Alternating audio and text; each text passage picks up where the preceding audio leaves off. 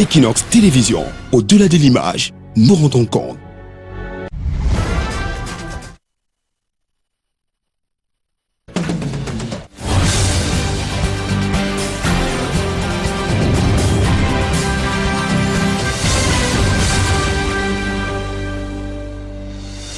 Bonsoir à tous. À la une de ce journal, le Conseil électoral obtient la tête d'Abdoulaye Babalé. Le directeur général des élections vient d'être limogé après de vives critiques sur sa gestion des BECAM. Le président de la République, Paul Biya, a tranché en nommant Eric Soussé pour organiser les prochaines échéances électorales au Cameroun. Cependant, cette instabilité à la tête des BECAM soulève une vague d'inquiétude sur la crédibilité du processus électoral. On en parle dans ce journal. La situation économique et financière des entreprises est désastreuse au Cameroun. En l'espace de 5 ans, le chiffre d'affaires a chuté de 15%. Asphyxiés par la pression fiscale, des patrons d'entreprises sont montés au créneau pour dénoncer le poids de la dette et la corruption qui impactent sur la rentabilité financière des entreprises. Face au gouvernement, le JICAM a proposé des réformes fiscales. Nous en parlerons également dans ce journal.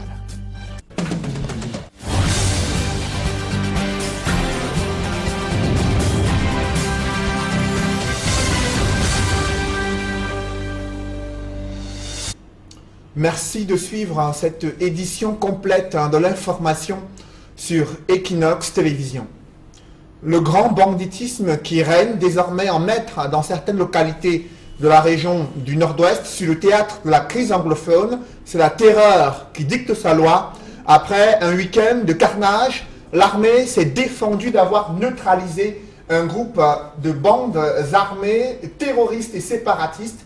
Mais le chairman du SDF, Midion Fondi, est descendu sur les lieux, accusant le gouvernement d'avoir laissé prospérer le chaos dans certaines localités, ce qui profite à des bandes armées qui sèment la terreur parmi la population. Le récit des faits est la dernière actualité dans les régions anglophones avec Stella Mbou et Eric Martial Diomo. Sur ce chemin sinueux, dans cette broussaille verdoyante du village Menka, dans l'arrondissement de Santa, département de la Mézam dans le nord-ouest, jonche des corps en début de putréfaction. Il se trouve à quelques encablures de cet établissement hôtelier dans lequel gisent d'autres corps. La cuisine, tout comme la réception et les chambres, sont saccagées, ce qui témoigne de la violence des combats. Sur les murs et les portes, des impacts de balles. Dans la cour, des douilles. En termes de bilan, ce sont au total 22 corps qui ont été retrouvés ici. Des corps présentés comme ceux des combattants ambazoniens, tombés sous les balles des forces armées à l'issue d'interminables échanges de balles.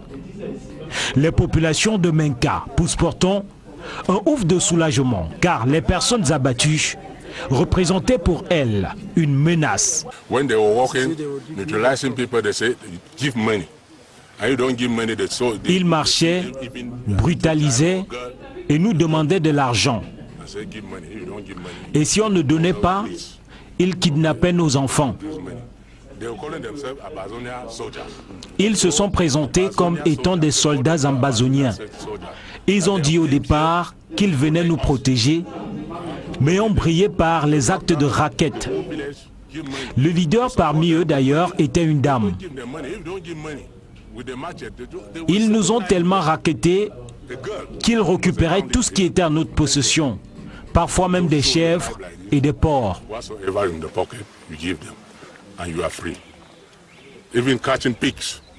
Ces personnes tuées sont pour certaines identifiées comme des habitants du village et des localités voisines.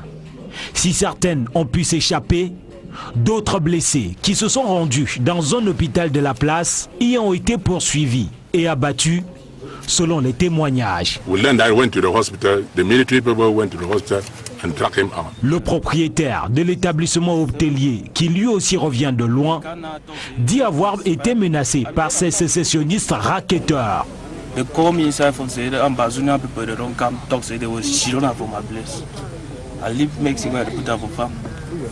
Comment vos femmes Il raconte qu'ils ont pris son hôtel en otage et l'ont transformé en quartier général. Il dit avoir reçu d'eux, dès leur arrivée, la somme de 49 000 francs pour acheter des provisions. Il est resté en permanence menacé de mort par ces derniers s'il n'obtempérait pas.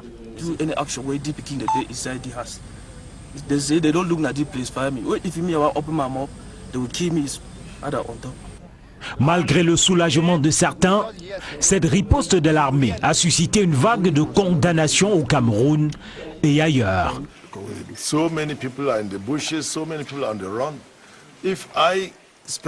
Plusieurs personnes ont été tuées, plusieurs ont fui dans la forêt.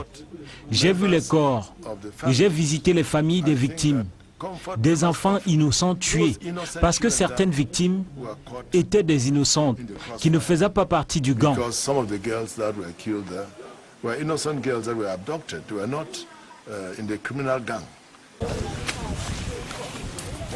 Cette violence meurtrière observée dans les régions anglophones impacte sur l'organisation du DCE Ordinary Level dans la ville de Douala. Dans certains sous-centres d'examen, le nombre de candidats a pratiquement doublé. Ils sont près de 600 candidats qui viennent des régions du nord-ouest et du sud-ouest pour composer cet examen du sous-système éducatif anglophone dans un sous-centre d'examen situé à Bonabéry, dans le 4e arrondissement de Douala. Dans quel état d'esprit composent ces jeunes candidats venus des régions anglophones après avoir perdu tout un trimestre scolaire durant le pic des violences dans les régions anglophones? Ils disent avoir travaillé 10 fois plus pour espérer décrocher le précieux sésame. Reportage, Robert Mokobe et Xavier Foucault. Plus de 400 candidats venus des régions du nord-ouest et du sud-ouest prennent part au General Certificate of Education, Ordinary and Advanced Level, au sous-centre du CEGET à Douala-Bonabéry. Ces arrivées ont conduit à une augmentation de l'effectif des candidats. Très grande augmentation par rapport à l'année dernière. Le centre, l'année dernière, on avait juste à peu près 1000 candidats. À peu près 1000 candidats, mais cette année, on a plus de 1600 candidats. Vous pouvez constater vous-même que l'augmentation a été énorme. Dans le sud-ouest, il y en a beaucoup qui sont fuis et ils se trouvent ici à Douala. Cette situation n'a eu aucun impact sur le déroulement normal de l'examen. On a bien commencé, très bien commencé, je l'ai dit, dans une tranquillité totale. Nos candidats ont été là à l'heure. L'état d'esprit des candidats venus des régions anglophones suscite des interrogations. Les concernés disent être sereins. Oui, je me sens à l'aise bien même, parce que à Bamenda et ici à Douala, ce n'est pas les mêmes. Donc c'est très différent. Donc Bamenda, il y a les gens qui souffrent là-bas, les gens qui ne composent pas là-bas. Je me remercie même que j'ai même composé même un papier, parce qu'il y a les autres là-bas, ils ont même pas commencé pour écrire même. Comme cette candidate, plusieurs autres ont eu des soucis d'orthographe des noms et de date de naissance. Ils ont été rassurés par le superintendant du centre d'examen. Il y a peu d'élèves qui m'ont confronté le matin pour un peu de problèmes. Il s'agit des noms qui figurent dans la liste venant de GC, la liste officielle, mais leur emploi de temps personnel qu'on les délivre, qu'on les donne, il y a un peu de changements, de différences. Mais quand cela ne tienne, nous connaissons le moyen, nous connaissons comment on règle ce genre. Parce qu'il y a des fiches qu'on corrige le nom, qu'on corrige même la date de naissance, lieu de naissance, tout ça là, ça ne pose aucun problème. Quand un candidat vient comme ça, on leur dit seulement de composer en toute sécurité, en toute tranquillité. Après, on va entretenir tout ça et on va résoudre. C'est facile à résoudre. L'examen qui a débuté à 8h05 ce matin s'est aussi bien déroulé pour les candidats. L'épreuve 1 de géologie s'est très bien passée. Bon, on prie Dieu que l'épreuve numéro 2 soit aussi favorable. On a composé Economist le matin, si Economist Paper 1. Non, Economist Paper 1 était bon, on a bien composé. Après le passage des épreuves d'économie et de géologie Paper 2 cet après-midi, l'examen du General Certificate of Education se poursuivra jusqu'au 15 juin 2018. Le baccalauréat général, lui, débute demain, mardi, et à la veille de cet examen du sous-système éducatif francophone, des candidats multiplient les révisions, notamment sur des matières où ils espèrent décrocher le plus grand nombre de points qui pourraient influencer leur moyenne et leur permettre de décrocher leur bac afin d'obtenir une entrée à l'université. Nos reporters les ont rencontrés du côté de Yaoundé. C'est un reportage signé Ike Cyril. C'est la veillée d'armes pour les élèves des classes de terminale. Ils vont affronter dans quelques heures les épreuves du baccalauréat de l'enseignement secondaire général. Au collège de l'unité à Yaoundé, l'heure est au dernier réglage. Aujourd'hui, j'ai encore appris des choses que je ne savais pas avec mes camarades, donc c'est important. Nous sommes en train de réviser l'informatique parce que demain, c'est au programme, ça va venir sur 2 heures. Donc, et ce n'est pas une matière à négliger aussi. Donc je pense qu'après ça, on aura la méthodologie de français, de littérature à réviser. On est en train de réviser l'informatique, puis ça passe demain. Bon, on dit souvent que ce n'est pas le jour du marché qu'on ouvre la poule, mais on essaie d'avancer de notre mieux. Et aujourd'hui, là, c'est juste une révision, une brève révision. Si au collège de l'unité, l'on fait juste les dernières retouches, c'est bien parce que les examens de fin d'année se préparent dès le premier jour de la rentrée scolaire. On met en place des mesures coercitives pour amener les élèves à travailler tout au long de l'année. La fin de l'année est seulement là pour les maintenir en éveil et les mettre en confiance, en leur montrant comment on lit une preuve, comment on aborde une preuve et des gestes involontaires qu'il ne faut pas faire. Au collège adventiste de Yaoundé, les élèves de terminale ont d'ores et déjà été libérés. Des prières ont été élevées au ciel pour accompagner les enfants pendant leur examen. Pour ce qui concerne les candidats aux examens baccalauréat, nous avons tenu une séance de prière et de conseil psychologique vendredi dernier avec tous les candidats. Au cours de ce programme, nous leur avons prodigué des conseils, nous avons prié ensemble et nous leur avons remis les récépissés. Pour les candidats au BEPC et au probatoire, un emploi de temps spécifique a été aménagé afin de leur permettre de préparer leurs examens. Ici, par exemple, des travaux dirigés d'éducation à la citoyenneté et à la morale dans une classe de 3e. Actuellement, nous sommes en train de faire un TD2CM pour nous apprêter pour l'examen. Je joue actuellement sur mon dernier virage. Je me base sur les révisions, les matières scientifiques où je ne m'en sors pas bien. Nous sommes en train de faire des travaux dirigés pour préparer l'examen qui arrive bientôt. C'est pour ça que nous devons être attentifs. Sur certains points, mais c'est juste des matières comme l'allemand qui dérangent la majorité de la salle de classe. Ici comme ailleurs, élèves et enseignants affirment avoir mis tout en œuvre pour une fin d'année scolaire sans anicroche. L'heure n'est désormais plus qu'aux dernières révisions. Je vous le disais en titre, le Conseil électoral a obtenu la tête du directeur général des élections après avoir dénoncé sa gestion calamiteuse et opaque. Abdoulaye Babalé a été limogé avant la fin de son mandat à la tête de l'ECAM. Le président de la République a tranché et Soucet Eric est le nouveau directeur général des élections. Il est nommé pour un mandat de 5 ans, éventuellement renouvelable, selon le décret présidentiel. Le directeur général des élections d'Elecam est Abdoul Karimou. Précisons que Elecam vient d'assister à l'arrivée d'un 3e directeur général des élections en l'espace de 9 ans d'existence de cette institution en charge d'organiser les échéances et les élections au Cameroun. Parlons à présent du Ngondo. Après cette vive protestation de la part du canton Bel sur le site de construction du monument Ruben Oumniobé, le Ngondo n'a dit aucun mot à ce sujet. lors d'une rencontre qui s'est tenue cet après-midi au siège du Ngondo à Douala, au palais d'Ikarakwa. Le Ngondo qui invite le président de la République à renouveler et également à renforcer le pacte qui l'unit au peuple sawa, ceci en réponse aux interpellations sacrées venues des profondeurs aquatiques ancestrales. Lors d'une réunion extraordinaire du Ngondo, cette assemblée traditionnelle du peuple sawa a également condamné l'ingérence étrangère dans la perspective des échéances électorales au Cameroun. Le Ngondo qui soutient le gouvernement qui a contesté la sortie du diplomate américain il y a quelques jours. À ce sujet, je vous propose d'écouter Sa Majesté Madiba Songhai, qui est président en exercice du Ngondo.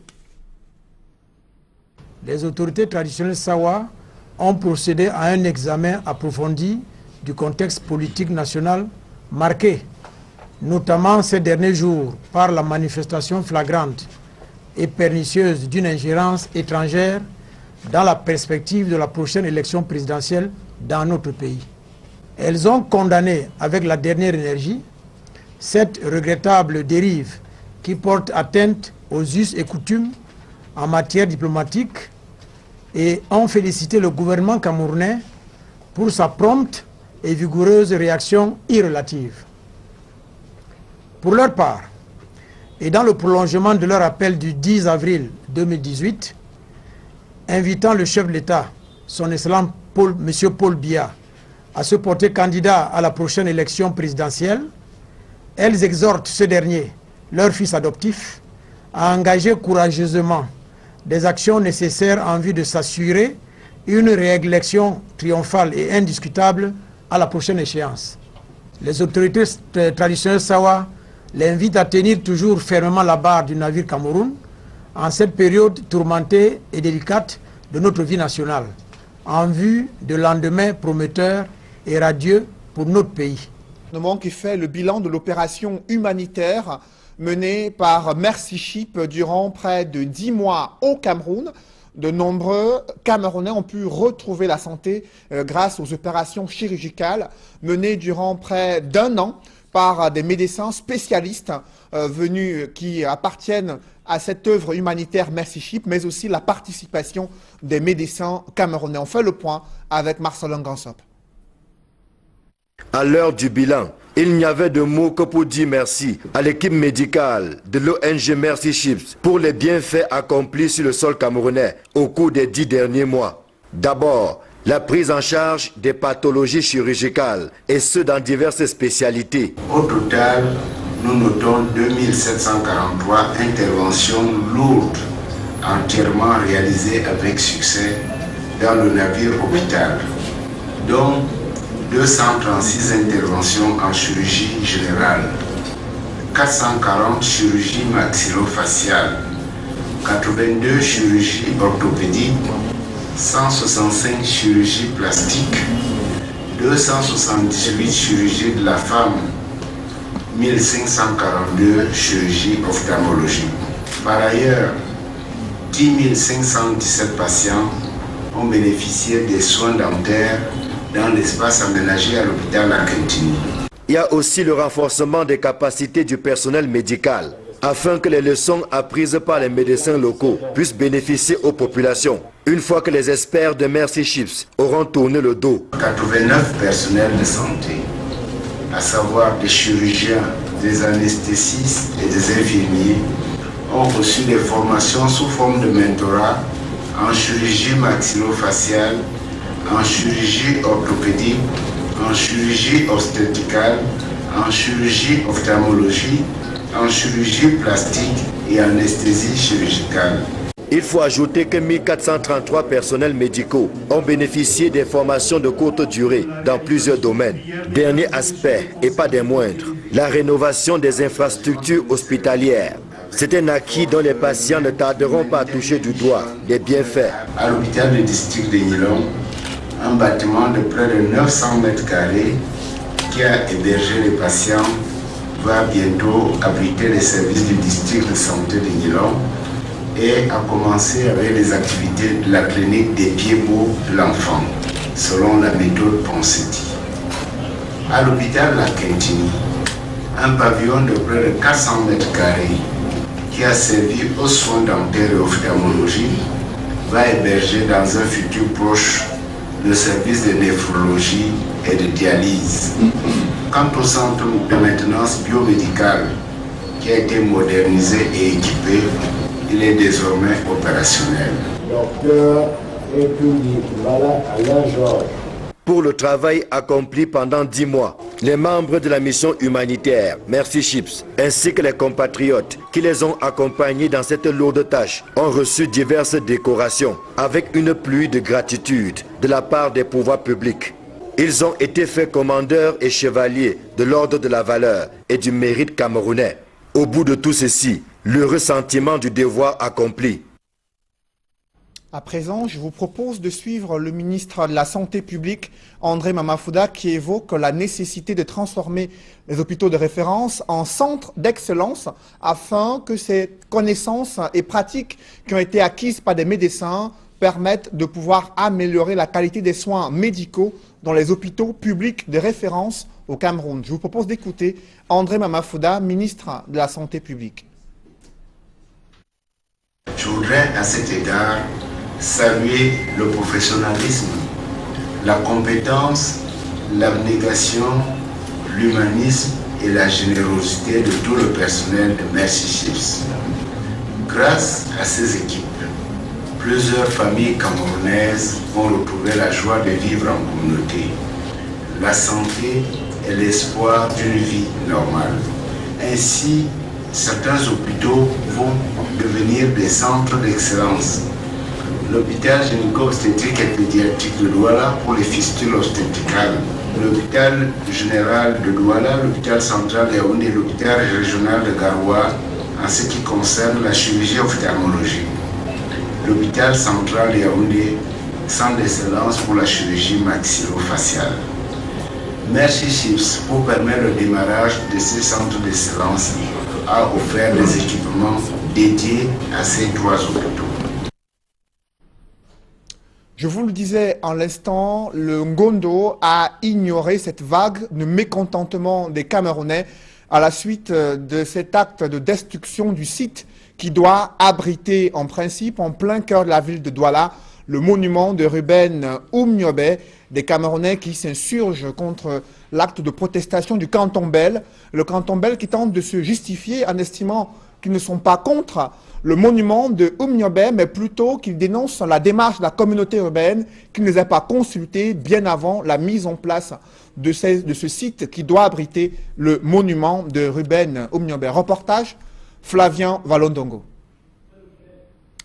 Je vous parlais donc de ces images qui circulent depuis ce week-end concernant cette vague de mécontentement des Camerounais à la suite de cet acte posé par le canton Bel qui conteste la décision de la communauté urbaine de Douala d'ériger un monument en la mémoire de Ruben Oumniobé à Bonapriso dans le 1er arrondissement de Douala. Des Camerounais qui estiment que c'est un acte de repli identitaire et qu'il faudrait plutôt célébrer le fait que Ruben Oumniobé est un héros national qui a défendu valablement l'intérêt et a lutté pour l'indépendance du Cameroun jusqu'aux Nations Unies. Nous y reviendrons au cours de nos prochaines éditions.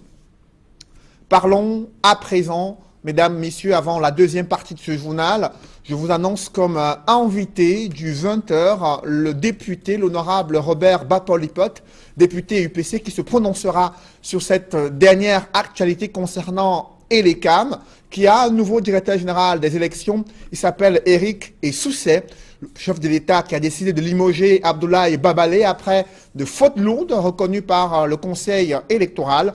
Nous y reviendrons. Parlons de ce public reportage concernant Orange Cameroun qui met sur pied des innovations visant à satisfaire la demande de ses clients. Reportage. Dès la diffusion des premières images, l'on a vite compris que ABC Code va marquer les esprits de par son originalité et sa pertinence. ABC Code, c'est un curriculum personnalisé, un logiciel qui permet d'initier les enfants dès leur bas âge à la programmation, à la robotique. C'est logique qui permet de développer la créativité de l'enfant à une seule condition, qu'il sache écrire une langue. Ça peut être le français, ça peut être le foudé, ça peut être prochainement le wolof, le yemba, le boulou, le beti. En fait, peu importe la langue de l'enfant, notre rôle c'est de se dire la langue de base d'un enfant ne devait pas être un frein dans son projet d'apprentissage du vrai alphabet aujourd'hui qui est le code en fait. Donc on s'est dit on va donc créer une plateforme qui donne une chance égalitaire aux enfants, peu importe la langue de base, pour pouvoir apprendre à coder en fait. Qui n'a plus forcément besoin de savoir, de maîtriser le français, de maîtriser l'anglais pour pouvoir se jeter aussi dans le bain de... Le lancement de ce projet novateur a drainé du beau monde à Yaoundé, dont des férus des sciences, des mathématiques et des technologies, à l'instar du professeur Maurice Twente, ancien ministre de l'enseignement supérieur. Il y avait surtout dans la salle des jeunes qui ont mordu à l'hameçon et qui sont venus partager avec le nombreux public le fruit de leurs recherches. L'exemple de Divine Kitio, 15 ans, qui a mis sur pied l'application mobile baptisée Lama. C'est que ma grand-mère vient à la maison un jour et elle demande à ma petite soeur de l'eau à boire en notre langue locale. Elle lui apporte une machette. Imaginons-nous que ma grand-mère était en train de mourir. Elle serait morte juste parce qu'on n'a pas pu lui donner de l'eau à boire et parce qu'on n'a pas pu comprendre ce qu'elle nous a dit. Alors donc c'est un réel problème pour la société de pouvoir perdre nos origines et perdre notre culture. Alors Lama est une application mobile qui va permettre l'apprentissage facile de langue maternelle à travers des multimédias et aussi des différentes fonctionnalités qui va permettre de promouvoir la culture africaine, notamment Storyteller qui nous donne des informations sur nos ancêtres, sur nos pays, sur nos missionnaires, sur nos explorateurs, sur les climats et tout ce qui va avec. À travers ABC Code, c'est la valorisation des matières scientifiques qui est mise en exergue via les nouvelles technologies de l'information et de la communication. Absolument, c'est la valorisation de la science et de la technologie, c'est la valorisation de l'identité culturelle. Parce que si l'enfant se rend compte qu'il peut créer un logiciel innovant dans sa langue de base, ça lui permet d'être davantage fier de sa langue, de ne plus être complexé par les autres langues en fait. Donc on infuse aux jeunes vraiment l'amour de la technologie, la culture de la science, qui ne les voit plus comme une matière qu'on fait à l'école, mais comme un outil transversal, ludique et puissant qu'on utilise dans la vie de tous les jours en fait. Le projet porté par Ariel Kitio bénéficie du soutien de Orange Cameroun, qui a fait de la promotion de l'économie numérique et de l'entrepreneuriat jeune son principal cheval de bataille. Déjà, nous sommes lauréats du prix Orange de l'entrepreneuriat social 2017 et également, on va vous le dévoiler. Orange, par exemple, c'est lui qui a assuré le cocktail, la couverture médiatique de notre événement et il nous soutient également dans nos futures activités de déploiement, par exemple avec le programme Supercodeur.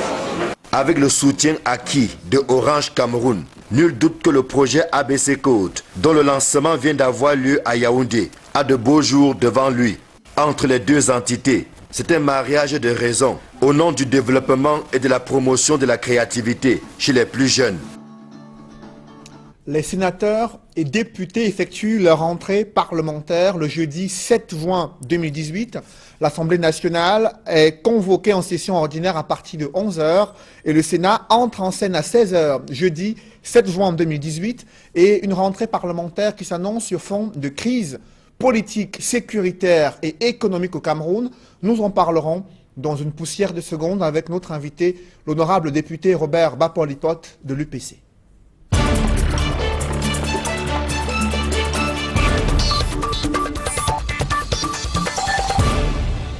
Je vous le disais à l'instant, je reçois sur ce plateau l'honorable député Robert Bapolipot. Honorable, bonsoir. Bonsoir. Vous êtes député UPC. Vous avez suivi cette actualité sur Equinox Télévision concernant le limogeage du directeur général des élections. Abdoulaye Babalé n'a passé que 3 ans à la tête d'Elecam. Pourtant, le mandat initial, c'est 5 ans. Et cette décision du chef de l'État de le limoger intervient après une sortie du Conseil électoral qu'il a reconnu de faute lourde concernant la gestion des Elecam. Comment vous appréciez la situation au sein de l'instance qui doit organiser les élections au Cameroun? Au niveau de l'Union des populations du Cameroun, nous avons la ferme conviction que le chef de l'État est à l'écoute de la nation et particulièrement, il a pu prendre en considération les observations des membres du Conseil qui ont donné qui ont fait non seulement les observations, mais qui ont également donné des orientations, et le chef de l'État n'a fait que suivre ces orientations. Nous pouvons donc dire, au niveau de l'Union des populations du Cameroun, que c'est un acte qui rassure les politiques que nous sommes et que nous voulons que le chef de l'État reste dans cette option, ce d'autant plus que nous avons besoin aujourd'hui des actes majeurs qui peuvent déterminer notre démarche citoyenne et surtout rassurer les uns et les autres quant au dynamisme du chef de l'État en ce qui concerne la gestion de nos institutions. Honorable député, en 9 ans d'existence, ELECAM vient de voir arriver son 3e directeur général des élections. D'aucuns s'interrogent sur l'instabilité à la tête d'ELECAM et cette crise de management entre le conseil électoral et la direction générale des élections. Si ce problème persiste, est-ce qu'il n'y aura pas des inquiétudes sur le processus électoral, sur les prochaines élections législatives municipales et même la présidentielle? Il faut relever que l'ELECAM est une jeune institution et que nous pouvons tout simplement voir toutes ces mutations sous l'angle d'une gestion qui voudrait être beaucoup plus opérationnelle encore. Donc, loin de décrier peut-être un manque de maîtrise de l'appareil, je crois qu'il faudrait bien au contraire saluer cette approche qui consiste à réadapter la structure chaque fois qu'on relève un élément de gestion qui peut plomber les attentes et même le travail qui est celui de l'ELECAM, car, comme vous le savez très bien, gérer les élections, c'est également gérer le destin d'un pays. Gérer les élections, justement, c'est gérer le destin d'un pays. Il y a eu de nombreux griefs à l'encontre d'Abdoulaye Babalé, notamment les difficultés pour les agents de l'ELECAM de pouvoir accélérer l'enrôlement des potentiels électeurs sur le fichier électoral. Il reste à peine quelques semaines avant une probable convocation du corps électoral pour la présidentielle 2018. Pensez-vous que les nouveaux dirigeants d'ELECAM pourront atteindre les objectifs escomptés pour mobiliser une masse électorale pour la prochaine élection? Lorsqu'on observe quand même le cursus de ceux qui ont été portés à la tête de cette direction, nous constatons que ce sont les acteurs qui ont toujours eu à intervenir dans le processus électoral. Ils sont donc assez outillés pour être plus opérationnels dans le délai. Au niveau de l'Union des populations du Cameroun, en tant que secrétaire général, nous faisons confiance à cette option du chef de l'État. Au-delà de cette crise observée à ELECAM, il y a une escalade diplomatique entre Washington et Yaoundé et qui s'est tenue à quelques semaines seulement de la rentrée parlementaire. Le gouvernement camerounais qui a fait part de sa vive désapprobation après la démarche du diplomate américain et ses propos critiques sur la longévité de Paul Biya à la tête du Cameroun. Quelle est votre opinion sur cette passe d'armes verbale entre Washington et Yaoundé? J'espère que vous ne voulez pas savoir si je suis UPCiste, parce que me demander l'opinion personnelle ou alors le point de vue de l'Union des populations du Cameroun par rapport à cette situation, c'est déjà nous demander si nous sommes toujours attachés à l'UPCisme. Et l'UPCisme, c'est une attitude citoyenne qui consiste à toujours être en état d'alerte chaque fois qu'il faut interpeller la gestion de notre souveraineté. Et pour le cas d'espèce, vous avez vu que tout le peuple camerounais, presque dans son ensemble, particulièrement les leaders politiques qui sont en état d'éveil par rapport à la gestion de notre souveraineté, ces leaders patriotes ont dénoncé cette démarche qui consiste à infantiliser les peuples africains et malheureusement pour ceux qui ont opté qui ont pris le courage de nous aborder dans cette perspective, ils ont trouvé que le peuple camerounais est très jaloux de sa souveraineté. Mais de quoi estime qu'il y a que le fond des propos du diplomate américain reste fondé quant à la longévité du président de la République à la tête du Cameroun et les multiples crises que traverse le pays? Est-ce qu'il n'est pas temps qu'il y ait un changement de leadership pour améliorer la gouvernance et régler ces crises au Cameroun? C'est une question qui relève de la gestion de notre souveraineté. Et à ce niveau, je puis vous assurer que le peuple camerounais est assez mature pour se prononcer sur son destin. Et la classe politique camerounaise a le courage de s'interroger sur l'avenir de notre pays. Et il ne revient donc pas. Quand bien même c'est un très grand ami du peuple camerounais, il ne revient pas à un autre pays de nous donner la démarche à suivre. De quoi estime que c'est un conseil, une simple suggestion qui est faite à Paul Biya? Je puis d'ailleurs vous dire que connaissant l'esprit de notre peuple, c'est une meilleure campagne pour le président de la République parce que le peuple camerounais, ayant pris en considération cette démarche, va bien au contraire rester soudé derrière le président Paul Biya, parce qu'il faut relever une chose. Et nous, au niveau de l'Union des populations du Cameroun, nous l'avons relevé le 24 mai dernier, cette semaine, à travers la déclaration de Daniel Ruben Oumiobe, le premier vice-président du bureau du comité directeur, qui, après toute analyse au sein de notre parti, a pu constater qu'au regard des enjeux de l'heure, compte tenu des situations que traverse notre pays, pour nous, le chef de l'État, son âge constitue un atout et au regard de son expérience, nous avons la ferme conviction que le président Paul Biya n'est pas un problème pour l'avenir de ce pays. Bien au contraire, nous devons avec lui réfléchir en profondeur pour que ce pays ne tombe pas dans l'anarchie. Justement, le chef de l'État, qui malgré son expérience, fait face à une escalade d'une crise anglophone qui est en train de s'aggraver et la pression internationale monte sur le Cameroun.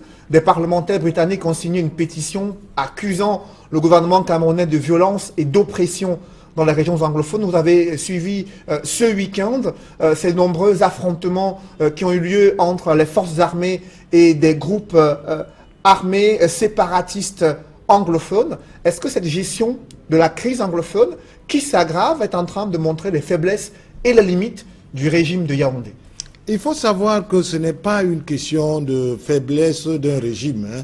C'est une interpellation de toute la classe politique camerounaise qui doit en ce moment démontrer sa maturité par rapport à la gestion des enjeux et des défis de l'heure.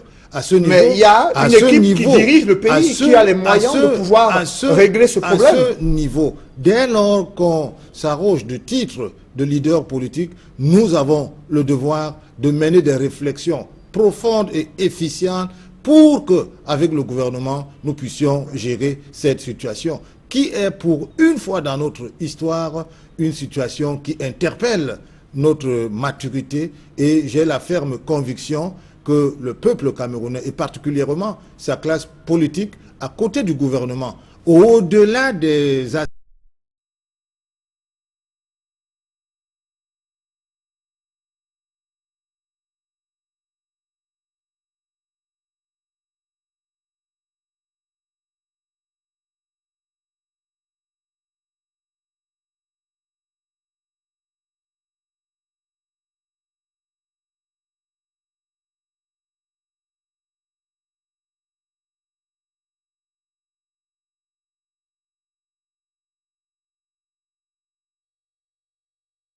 jour en jour à cause de la crise anglophone. Que faut-il faire selon vous? Je puis vous assurer que je suis mieux placé pour reconnaître que le gouvernement n'est pas sourd par rapport à cette volonté de dialogue. Les stratégies sont mises sur pied pour que nous puissions sortir de cette situation. Et j'ai la ferme conviction que dans les jours à venir, nous allons trouver une solution par rapport à la crise anglophone. Le Cameroun va trouver une solution avec... L'Assemblée nationale va... Le Cameroun va-t-il trouver une solution avec des médiateurs internationaux ou alors l'Église catholique qui se propose? Pour le moment, nous n'avons pas besoin de médiateurs internationaux. Parce que nous sommes les fils d'une même nation. Nous avons la maturité nécessaire pour résoudre nos problèmes à l'interne. Il faut profiter de l'expérience des autres. Chaque fois qu'il y a eu une volonté ferme de déstabiliser une nation et qu'on fasse recours à ce qu'on appelle médiateurs internationaux, nous ouvrons largement notre pays dans une perspective où les intérêts des uns et des autres seront privilégiés et notre propre nation sera en difficulté. Honorable Je puis Robert, donc vous dire qu'au vous nom en de prie. l'Union des populations du Cameroun, en tant que secrétaire général, nous sommes pour que la maturité politique de notre classe politique puisse l'emporter sur des intérêts égoïstes et qu'ensemble nous puissions réfléchir pour sortir de cette situation. Un mot sur cette scène vécue ce week-end à Douala, dans le 1er arrondissement, alors que la communauté urbaine de Douala était en train d'apprêter un site où devait être érigé le monument de Ruben Oumniobé. Il y a eu un acte de protestation de la part du canton Bel qui estime que la communauté urbaine ne les a pas consultés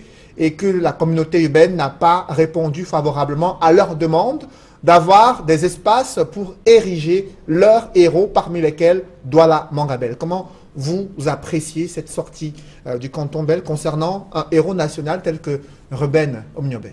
Je voudrais d'ailleurs dire ici que Douala Mangabel n'est pas le héros d'une localité ou alors le héros d'une ethnie.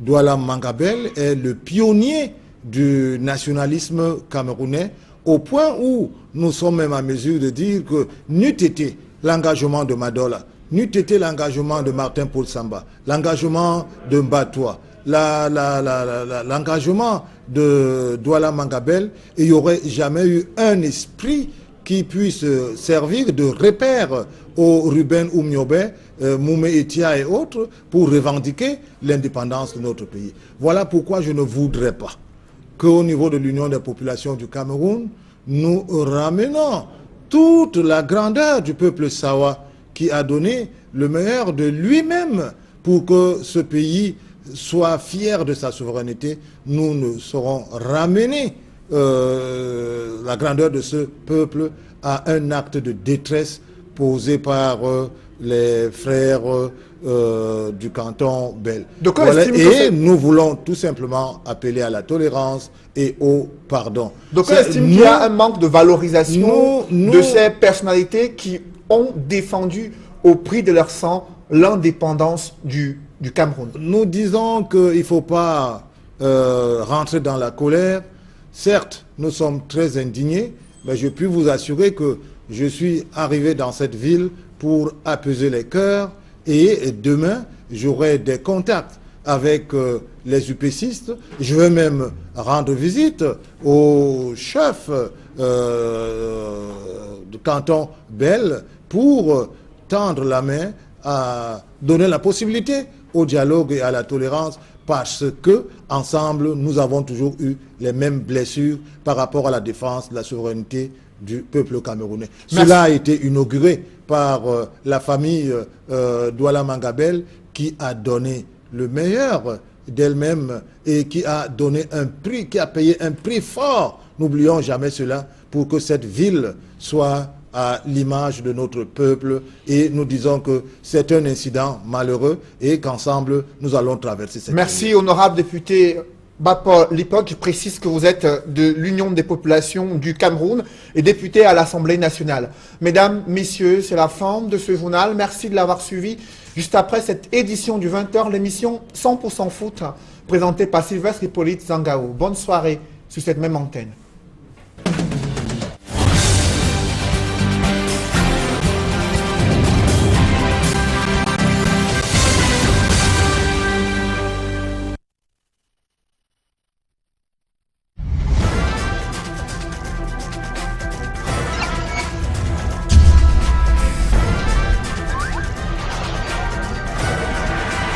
Equinox Télévision, au-delà de l'image, nous rendons compte.